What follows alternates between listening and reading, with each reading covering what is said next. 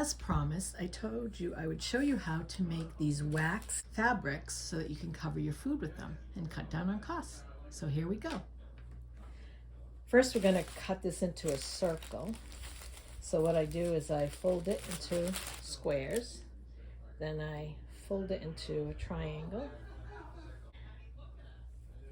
Go like this.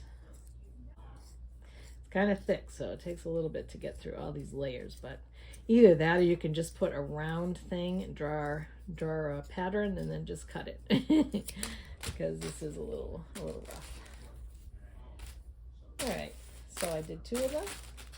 I'm going to take this beeswax that I have, the little pellets, put the pellets right on top. Spread it out a little bit. I don't go too close to the edge because it does spread.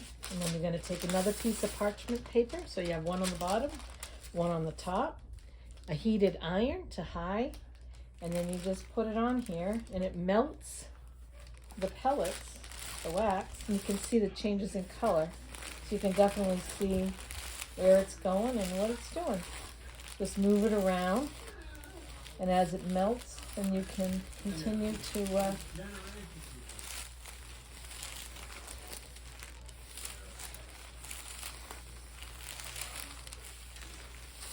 so you can see that you can just push the wax over to the edge where you need it, which is really cool.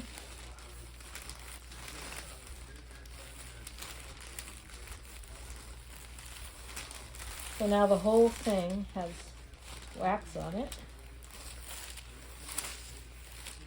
And when you're sure it's all, like I see a little bit there is a little spot that needs to go, so you just push it all down to the spot that you need until it's covered.